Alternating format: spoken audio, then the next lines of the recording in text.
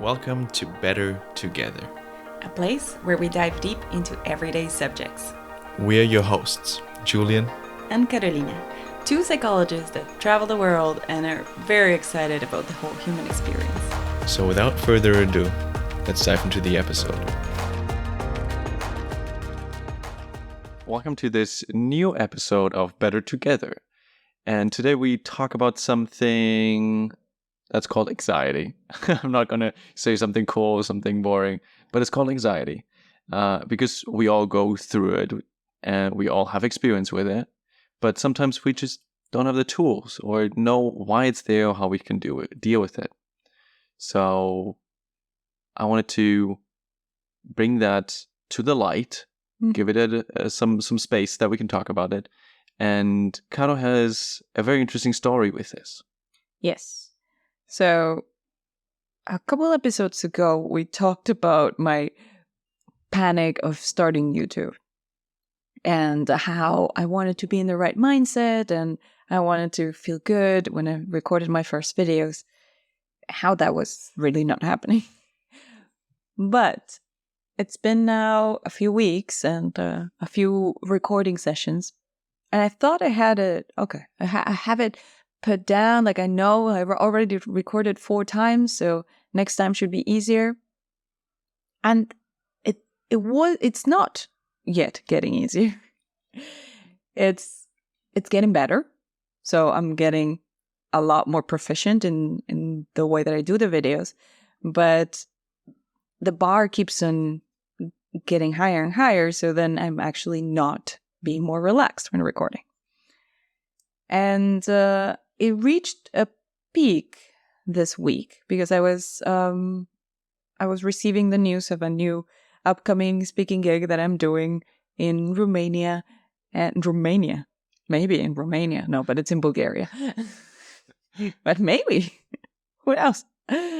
And it was, I don't know, there were some instructions that made me a bit anxious about how the event was going to be recorded and handled. And I was not feeling confident enough yet to be leading the whole process of me being on a stage, because it's a big stage and it's for hundreds of peoples. And yeah, that was on my mind. So I was processing that information, and on top of that, I needed to come up with a script of 3 YouTube videos because I felt the pressure that we're leaving to Bulgaria. So then I need to have a bunch of videos lined up so I can drop them in those weeks where I cannot record. And I was also feeling the pressure of recording, because to record, to sit in front of a camera, the mindset needs to be right, the setting needs to be right, and everything needs to be ready so the video goes well. So what accumulated then was this huge mass of expectations of how I wanted to do things, and a very big conflict with reality. Like, reality was that I was nervous, I didn't feel capable, and I became really insecure.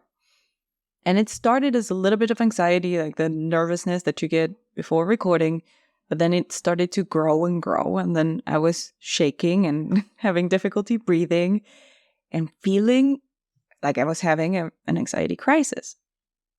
It was not a panic attack, because the moment I realized, okay, I'm overwhelmed, this is flooding me now, I'll just stop thinking. So I stopped thinking, and then that actually stopped the buildup. It didn't get to be a panic attack, but I was still experiencing a lot of anxiety, like sweaty hands, heart pumping, shaking, and feeling internally like I was at the verge of death, which normally I would be fine. But in that case, it was pretty high. From 1 to 10, I would say that my anxiety was at a 9. So it was pretty high. And then I was able to lower it down to about an 8, or maybe 7.5. And then I was like, okay, I'm going to record myself while having an anxiety crisis. And I'm going to do a video about that. And that was like my improvised video for YouTube. So I made lemonade with the lemons that life threw at me. But it still has been a really, really long time since I had my last anxiety crisis. I think it was probably 2014 or something that I was working, no, 13. I was working the night shift and I was doing my last year of university and I was working in this, in the ghetto. So it was like, I was getting a lot of different heavy things thrown at me. And then I would get this anxiety crisis every couple months. And then maybe when I was about to come to Europe, like before traveling to Europe, so that was 18. Yes, but like it's been years. That's what I'm trying to get to. I was already surprised that you knew the year that you were like an anxiety. I was like, yes, probably happened a couple of times this year, probably a couple of times last year. I don't know. It's interesting at least. Did I have it this high? No. Okay. Do you remember any time that Nope, not really. That you like freaked out and were not able to, because also with the recording, usually I'm just in the room and do whatever. But now I need to leave because you were just too much into it. Yeah. And so that was a special moment that we together didn't experience yet. Yes. So it was pretty intense anxiety, and it's getting a long story, but it was good that I went through it because then I did the YouTube video and I was just sharing extremely vulnerably my crisis. I don't even know if I'll post it. I think I will, but I have to see how it is. And yeah, I did it and I was like, okay, this is what people feel sometimes every day, sometimes every week. And it's pretty intense. Like I sometimes have a bit of anxiety, but it's just 3 or 4. It's like it's not this high. But there's some people that live in this place. So I was like, okay, let's use this opportunity as a way to extend some tools, things that helped me when I was in this crisis, to other people that might be going through something similar. So first of all, I want to define what anxiety is. Like we already had this sort of story or example, but for me, anxiety shows up when there's a disconnection between what I think I can do and what I think I have to do or should do. So basically between my skills, my ability to perform something, and my expectations of how I should perform something. And this is highly connected with how much energy do I have in that moment? How full is my battery? If I'm with low battery, meaning that I'm not centered, that I haven't been sleeping well, I'm just already a bit weak, then the anxiety kicks in for anything. Really, it's like I don't consider myself capable of doing a lot of things. So that disconnection happens very often. Like I need to respond to an email from the tax authorities. No, that's too much. Like I cannot handle it if I'm with low battery because it's already like it has an intrinsic anxiety attached to it. So it's like, no. And if I am feeling good, which is most of the time, luckily, then my threshold is pretty high. So I don't get anxious most of the time. I only get anxious if it's like a really big task that I don't consider myself that I'm there. But if I'm centered, I will still think through the steps that I need to do in order to get there. I will think it cool, like in a cool way. So I think that's why it's so important for our resilience to be strong, to feel strong. Yeah. Can I jump in there? Because I think to make it a bit more vivid, what this little theory means is, let me bring in my example of, for example, creating a webinar and doing a webinar that I haven't done before. So Do that for your work. For my work, yeah. Oh, didn't matter right now. It's just for as an example now that I prepare for it. I haven't done this webinar before, but it's for a big company and it's like 100 people joining.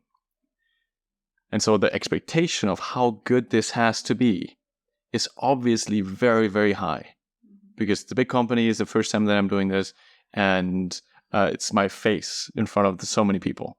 So expectation really, really high. And my general skill level, because I haven't done it that many times. Yeah, there was one time before that I did a webinar for like 20, 30 people. And so my perceived skill level was very low, relatively low. And so there was quite a lot of anxiety for me too, right? Like the whole day before this webinar too. It was also in the evening, unfortunately. And so there's the difference that matters, what the anxiety level is, I think. And the perceived expectation is so high and the perceived ability is so low that the anxiety is super huge. Yeah. And so the awesome thing, what I wanted to highlight there, is that you can work on both ends. Working with how high the expectation is of that event or whatever you want to do or what you think of yourself, what you should, and bringing up your skill level, the perceived skill level at this day. So not in general, but at this day. So if your battery is low, it's your perceived skill level is even lower. Mm-hmm. So I think that's really cool to show which levels you can adjust and see what you can do. Yeah, so let's break it down again. Your perceived skill level is how much you think you can accomplish. Your expectations is how much you think you should accomplish or you have to accomplish. And then the battery level is how much energy do you have? How good are you feeling today? Are you feeling like you're strong, that you can take on a day with ownership and with confidence? Or are you more on the vulnerable, crawling into a ball and napping all day kind of mood? And yeah, those are the variables that can really affect your anxiety levels. Yeah. So now that we know how to like define anxiety, it's also nice to add that very often anxiety signals the edge of our comfort zone. So even if you're feeling good, even if you have like your full battery, if you're reaching the edge of your comfort zone, it's still going to kick in because there's this intrinsic reaction in our bodies that whatever you're stepping into is the unknown. And that's going to trigger your fight or flight response. Like your body's going to get ready for the unknown, which usually is dangerous. So then even in your best, like even if I do something that I have done 1,000 times, but I do it like a level higher, for example, I'm pretty comfortable speaking in front of 30, 40, 50 people, but with the upcoming talk, I'll be talking to 500 people. So that's a big leap. And that it doesn't matter how comfortable I am speaking to 30, like it's a new level. So there's a lot of unknowns. And it's a big stage, and there's the clicker, and there's the microphone, of these elements that I very rarely used. So I think that's also something to take into account, that when stepping out of your comfort zone, you will experience some level of anxiety. Maybe you can repress it. Like maybe it's low enough that you can repress it, but it tends to be there, the nervousness. And yeah, nothing to be worried about. It's absolutely normal. It's our biology. It's what our ancestors, when they were living in the wild, used to keep themselves alive. Because every time that they were stepping into the territory of another tribe or a territory where there were predators. They needed to be alert and be ready to fight or flight. So yeah, that's what we're doing, essentially. And yeah, so those are the reasons why anxiety might arise. Now, what do we do when it does? Because all good, now we identify how it is. What do we do with it? And I think it's really important to know that if you tend to get anxious a lot,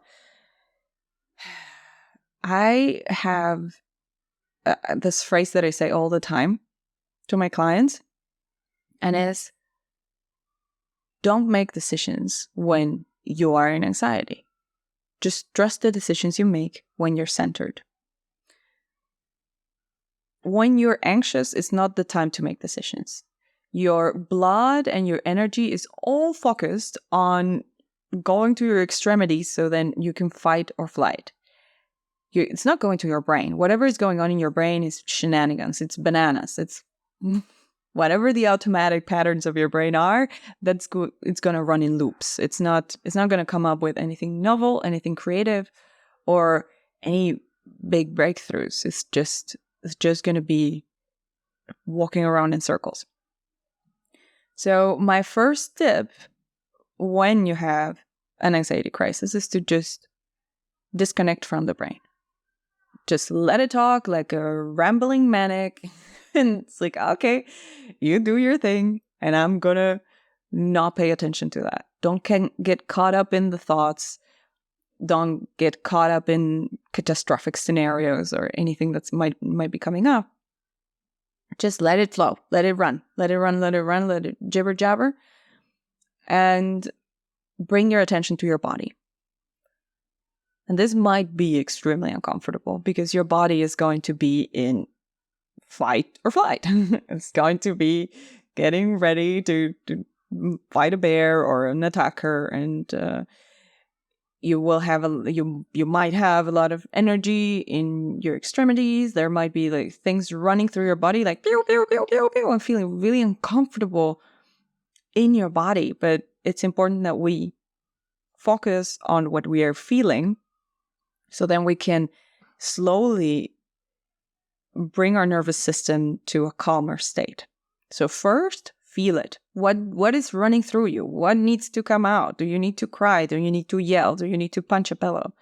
Do you need to crawl into a ball and just stay there for a while? Just whatever your body's asking, do it. Listen to your body, not your head. And stay there. Stay there until it winds a bit down. Because what anxiety has is that it builds up. It goes really high until it reaches about an 8, 9, 10. And then it starts to slowly wind down. So at your peak of anxiety, you want to be present in your body and just feel it, and do whatever your body is asking you to do. From that space, you just stay there or move around. Maybe you need to start focusing on your breathing. And that's a great strategy to actually navigate anxiety, to slow down your breathing.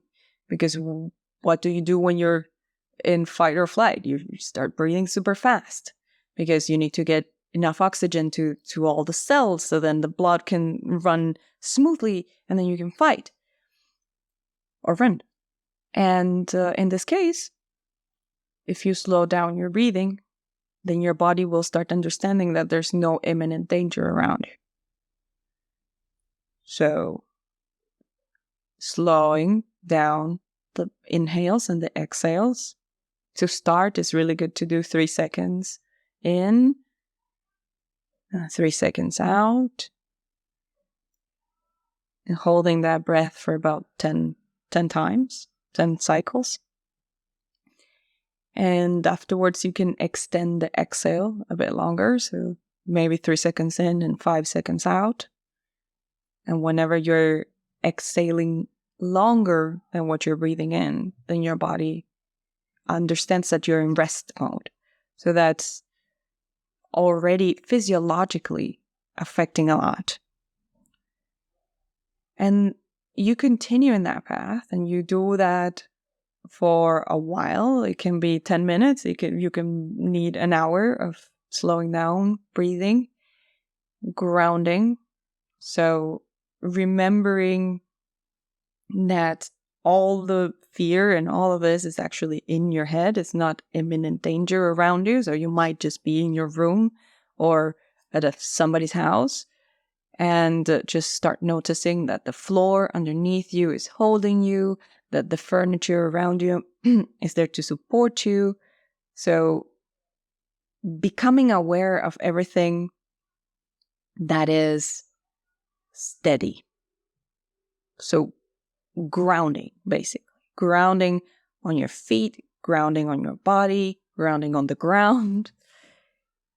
What can you see? What can you touch? All of these things will help you come back to the moment. And then very slowly, you can, once you're grounded, once you have regulated your breathing, then you can start maybe reaching out to talk, or maybe asking for a tea, having a warm shower, things that you know that are still going to help you calm down your nervous system.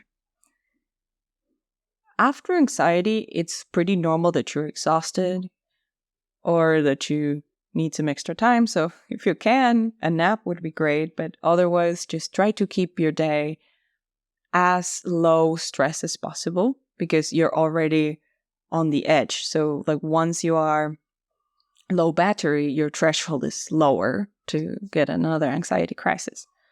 Just treat yourself with grace and with kindness, and allow yourself to have that day pretty chill.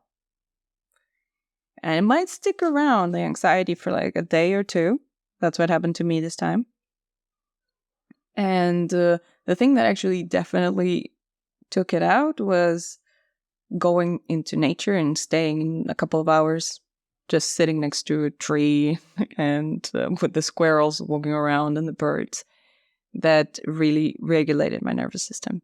So if you get the chance to go into nature, and instead of grounding with the floor of a house, you can ground with grass, that's even better. But yeah, okay, we navigated the anxiety crisis. As if you just went through it again. Yes, that's nice. Yay. But this time I was having more tools. I think on Monday when I had the crisis, I was a bit caught unprepared. I was like, what? It's been forever since I had one of these. It's like, it's crazy. But I still was trusting that I had a lot of tools, and I was doing these things that I'm telling you. So I know they work, at least for me. So it's an invitation for you to try them if you need them. And now we go to the aftermath. Like, what happens after? Oh, you want to say something? I want to add two things as well that helped me with the webinar that I was talking about earlier as well. And one is that I heard from a monk, which was interesting, that when you're in this anxiety, maybe you can bring the reason for your anxiety in your control. Sounds weird. So what the dude was explaining, that you give the anxiety a reason to exist, and then you reduce that reason, which was for me, or which he was explaining, some physical activity, something that's really tough to do. And he was saying something like standing in in a lower stance, so your thighs get really burned after a minute or so. And then when you release that, part of the anxiety releases too. What I did then as well was just standing in sort of a half-done push-up for a while. And when I released that, part of the anxiety released too, because then my brain sort of got or understood, I was just stressed because of this. Cool, now I can relax. Sounds a bit of ridiculous, but it worked for me in that situation. So that's maybe for a different version. Kauto just described more like, okay, just wind down, do the nervous system breathing. If that doesn't work for example, you cannot concentrate on that, maybe some of those things might help. And the other thing that I also, after the first webinar, understood was I didn't understand it. It was more like I wanted to believe that this anxiety is there for me to be on the peak of my performance. So it helps me to check everything before, to make sure everything is going right. And I'm okay with being in this anxiety. I know as soon as, and if it's the situation that you're in that is limited by a performance that you have to do at some point, you probably know already that after the first 10 seconds when the performance starts, it fades. The anxiety fades. Mm-hmm. And so knowing that gave me a huge relief, because I know I have to go through anxiety an hour, 2 hours before. Mm-hmm. But then right when the webinar starts, I can relax. So knowing that it's just a finite thing, I use it as, okay, no, it's there. It's there to make me be at my best. And that mindset shift helped me a lot with the next webinars that were coming. So those two things help me personally a lot as well, and gives maybe a different perspective or an additional tool to what you just described. Yeah. I when I think of that, I'm like, it could work for me to perform better if I'm at a 4 on this anxiety scale. But if I'm at a 9, I'll paralyze. So yeah, I think it's those are good tools for certain type of people, maybe men. Yeah, possibly. I just wanted to give that additional perspective. Yeah, because then I just I might do it, but I will do it bad. Like I might do the webinar, but I won't do it to the best of my ability. So that's also something. But so those are the ways of navigating the anxiety. And what do we do afterwards? Because this is also important. When you have anxiety, you don't want to have it again. At least that's true for me. That I'm like, okay, let's learn everything that there is to learn about this crisis, so then I don't have to repeat it all the time. And it's a time to debrief, to unpack what were the reasons of anxiety and how can you change it in the future. For example, in the case of YouTube, of recording YouTube videos, I noticed that stacking the creation of the script with the recording in the same day, with maybe little time to think through it, it's a terrible idea, at least in the beginning, where I'm just at the top of my game in everything that I can do, like at the top of my ability. When I'm scripting, I'm at the top of my ability. Like I'm still not doing it naturally and flowing with it. It requires a lot of attention and energy. And the same with recording. I still need a lot of centering beforehand, setting intentions, being very present. So if I am anxious and dragging the anxiety, then it's going to be way too much. So I've set myself up with a rule, the rule of at least for the first videos, so maybe the first 30 or 50 videos, I want to give myself some solid space between the scripting and the recording. So it cannot be the same day. I cannot script and record on the same day, and that gives me peace of mind. Because if I don't have a script, I won't rush it and record it that same day. Of course, there might be exceptions, but it's a rule that I give myself to just have permission to do it slower. Because I have pretty high expectations of myself. So then it's like, okay, just do, get better. And I have 8 videos posted. I think yesterday I posted my 8th video and recorded maybe 4 times. So it's like girl. Just chill.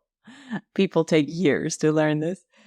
So yeah, giving ourselves grace in one way or the other. Just find a way to prevent this situation from happening in the future, for things to stack up, and also get to know yourself. Because if you know that you're low battery and you have pretty high skill tasks in your day, maybe just remove them, maybe reschedule them, see how you can move that around, or dedicate a while to getting your battery filled, because otherwise it's a recipe for disaster. And when it comes then to, I guess, for me with the webinar or some other things, what I took from it was that I wanted to, again, the rule, but obviously exceptions, I wanted to not change the slides the day before, or on the day of the webinar as well. Because again, that puts anxiety, that puts like, oh, do I have everything ready already? And if it's not, then you get anxious. Maybe I'm not finishing everything. So these are awesome tips to prevent your perceived ability to be as high as it gets on that day. Take good sleep. That's so important. If I notice I didn't sleep well the night before, I'm so much worse. So maybe even if you slept bad, maybe you can bring in a nap or a meditation before to give your mind the rest it needs.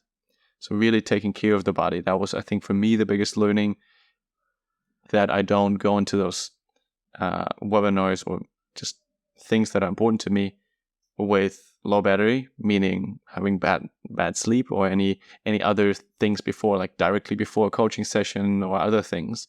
I completely block my calendar before, so that this cannot happen. So again, bringing up the battery levels of my body. So that was the biggest for me. Yeah.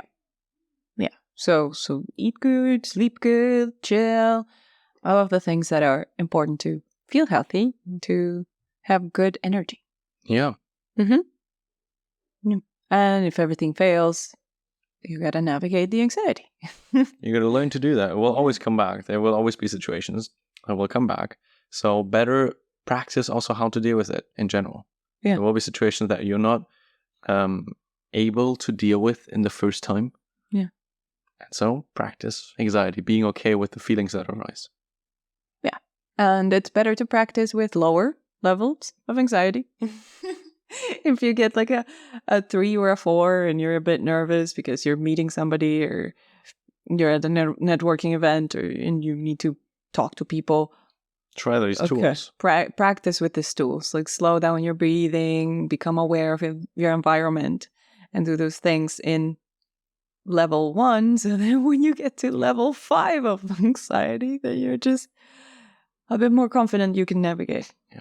And I guess a big rule of thumb is get out of your mind. Yeah. Try to get in the body, in your environment, but not in the mind, because that's nuts. You can't believe anything that the mind is saying. Yeah, it's so drunk. The mind is drunk. It's like, go home, mind. You're making no sense. Yeah. So yeah, it's really important to disconnect with them from our thoughts. Yeah. I've had clients that were in anxiety and we were trying to resolve a situation in their lives. And then in one sentence they're saying, I don't know, for example, they want to move. And they want to move to a house with 3 bedrooms. And then in one sentence, they're saying, it's like, yes, because I need the 3 bedrooms because I want to have a dog. And then the dog needs to have a room. And then in the next sentence, they're saying, I don't really want to have a dog. And I think 1 bedroom should be good. But also I want the 3 bedrooms because I want to put a paint studio. In the next sentence, they're saying, you get where I'm going with this. Like they might bring up their mother, they might bring up the food, whatever. Like the brain starts to grab everything that is at hand, and it will put it in thoughts, and then it will seem that it made sense and that you're solving things actually, but you're not. So just no. Tell your mind, Go home, you're drunk. Just take a nap. Take a quick nap. Mind. I'm good, thank you. So, Right. yep. So that's in a nutshell what to do when anxiety kicks in. Thank you so much for listening. And hope you don't have anxiety, but if you do, that you know how to navigate it. Thank you for listening, and see you again next time. Bye. Bye-bye.